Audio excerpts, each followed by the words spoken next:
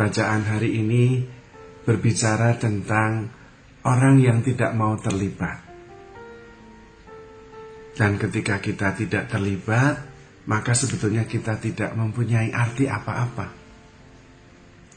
Karena mencintai itu berarti terlibat, berarti peduli.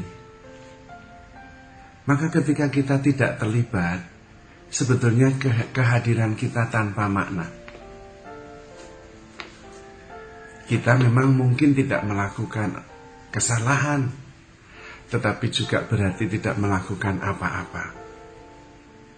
Maka sebetulnya Keuskupan Agung Jakarta mengajak kita supaya semakin peduli, semakin mengasihi, semakin terlibat.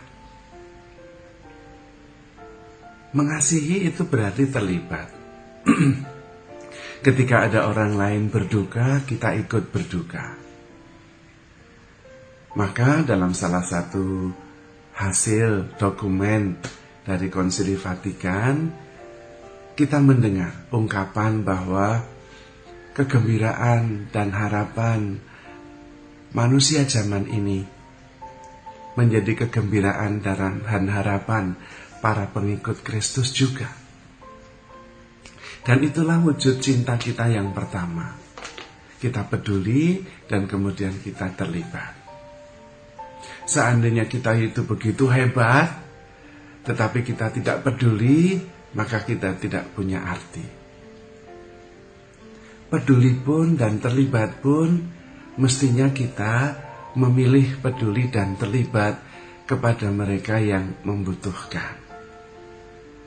Maka kita semua diajak, mari kita peduli, mari kita terlibat dalam persoalan-persoalan yang dihadapi oleh masyarakat di sekitar kita, terutama mereka yang membutuhkan, orang yang kurang beruntung, orang yang prasejahtera, saudara kita yang perlu mendapatkan perhatian entah karena sakit, entah karena membutuhkan kesejahteraan karena masih dalam kondisi prasejahtera.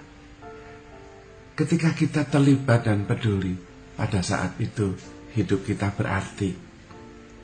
Paling tidak kehadiran kita bermakna bagi mereka yang membutuhkan. Tetapi kalau kita tidak peduli, tidak terlibat, mungkin kita merasa nyaman karena tidak terganggu. Tetapi kehadiran kita tidak membawa arti apa-apa.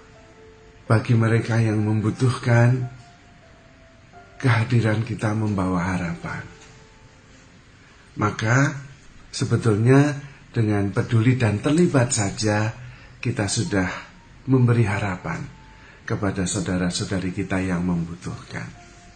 Dan tidak ada satupun di antara kita yang begitu miskin sehingga kita tidak bisa terlibat dan peduli kepada mereka yang membutuhkan.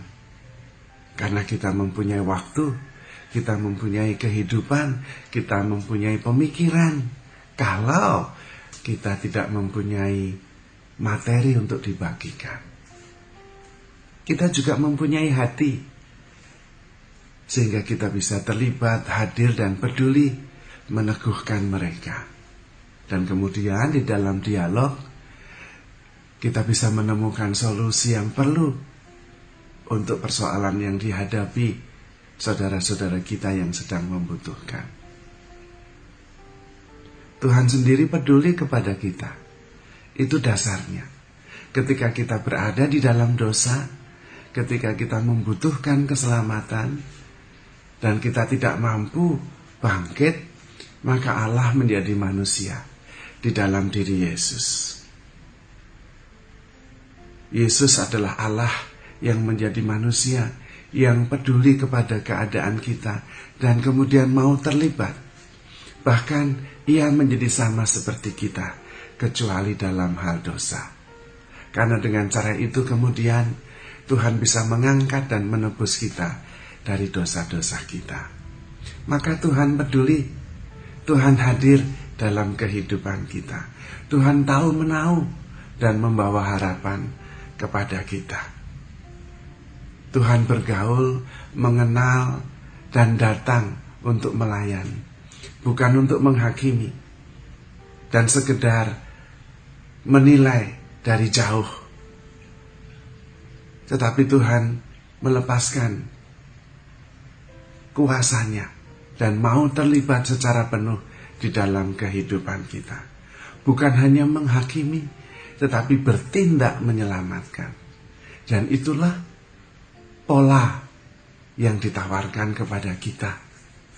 Ketika ada persoalan, kita tidak cukup hanya menilai, menghakimi, dan kemudian lepas tangan. Kita diminta ketika mengalami dan melihat, boleh kita menilai, tetapi kemudian kita terlibat berdasarkan kepedulian kita. Pada saat itulah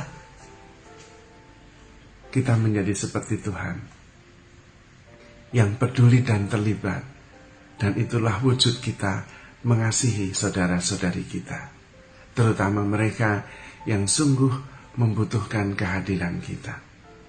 Sekarang ini ada begitu banyak orang yang membutuhkan. Kita bukan hanya mencari damai, tetapi kita membawa damai. Kalau kita tidak menemukan kedamaian, kitalah yang membawa damai sejahtera. Ketika kita tidak menemukan sukacita, kitalah yang membawa sukacita. Ketika kita tidak melihat harapan, kitalah yang harus membawa harapan. Disitulah wujud cinta kita menjadi nyata, yaitu di dalam keterlibatan dan di dalam kepedulian kita. Kita semua diundang oleh Tuhan untuk mengikuti jalan Tuhan, memikul salib, dan kemudian peduli menyelamatkan saudara-saudari kita yang membutuhkan. Pertama-tama bukan menyelamatkan diri sendiri, karena barang siapa menyelamatkan nyawa malah akan kehilangan, tetapi terlibat dan peduli, ikut mencari solusi dan menyelamatkan saudara-saudari kita yang membutuhkan, dan pada waktu itulah justru kita menemukan keselamatan kita sendiri. Maka saudara-saudari terkasih, mari kita belajar dari Tuhan sendiri untuk peduli dan terlibat, mengasihi, mencari solusi bersama demi kehidupan yang lebih baik. Tuhan memberkati.